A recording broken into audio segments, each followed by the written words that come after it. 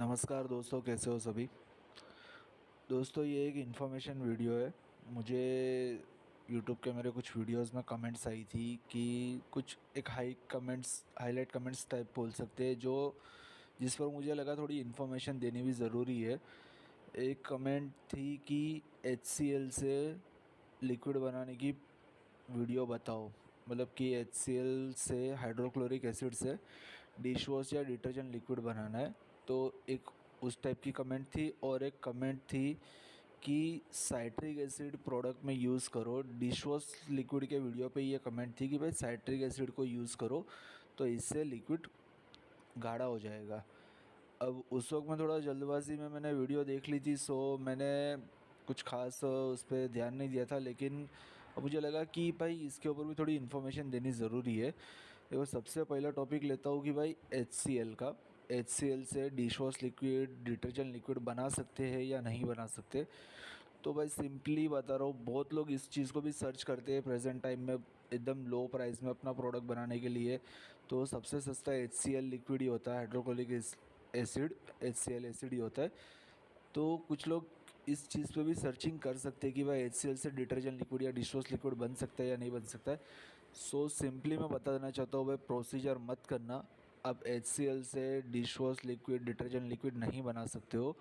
HCl को आप toilet cleaner बनाने में यूज़ कर सकते हो। बाकी डिश वॉश लिक्विड या डिटर्जेंट लिक्विड बनाने के लिए अगर आप HCl को कास्टिक से या सोडियम कार्बोनेट से अगर आप उसको न्यूट्रलाइज करते हो तो HCl का कन्वर्जेशन हो जाएगा NaCl में, यानी कि सॉल्ट में उसका कन्वर्जेशन हो जाएगा।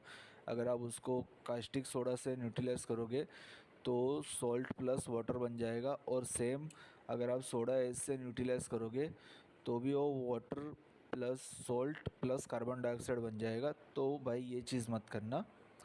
और सेकंड टॉपिक ये था कि भाई साइट्रिक एसिड डालने से लिक्विड गाढ़ा होगा, तो साइट्रिक एसिड यूज़ करो। मुझे कुछ इस टाइप का कमेंट आया था। सो इस पर भी मैं बता देना चाहता हूँ भाई, साइट्रिक एसिड डालने से पहली चीज़ लिक्विड गाढ़ा नहीं होता, ये कोई थिकनर नहीं है। हाँ, लेकिन इस चीज़ से आपको लिक्विड में थिकनेस हो सकती है, मिल सकती है। वो तब मिलती है अगर आपके एरिया में पानी की जो थिकनेस होती है वो ज़्यादा हो, जैसे कि बोरिंग का पानी होता है तो उसकी थिकनेस थोड़ी ज़्यादा होती है। तो साइट्रिक एसिड उस टाइप के पानी में चिलेटिंग एजेंट का काम करता है, वाटर सॉफ्टनिंग का। तो ये एक सिंपल प्रोसीजर होती है, कुछ लोग इस चीज़ को यूज़ करते हैं। तो जो चिलेटिंग एजेंट का काम साइट्रिक एसिड करता है, जिससे कि वाटर थोड़ा सॉफ्ट हो जाता है, तो उसके हिसाब से आपको लग सकता है कि भाई थिकनेस प्रोवाइड हो चुकी है। साइट्रिक एसिड एक ऐसा केमिकल है जो कई तरीके से उसको यूज़ किया जा सकता है। अगर आप उसको फर्स्ट प्रोसेस पे यूज़ करो तो क्लीनिंग का काम देता है, थर्ड प्रोसेस पे यूज़ करो तो चिलेटिंग एजेंट का भी काम देता है। तो ये एक सिंपल इन्फॉर्मेशन थी। बाकी इस टाइप के प्रोडक्ट से आप डायरेक्ट किसी भी प्रोडक्ट को बनाने की सोचना मत, या फिर प्रोसीजर मत करना। आपका मटेरियल वेस्ट हो जाएगा और सामने आपको रिज़ल्ट मिलेगा नहीं।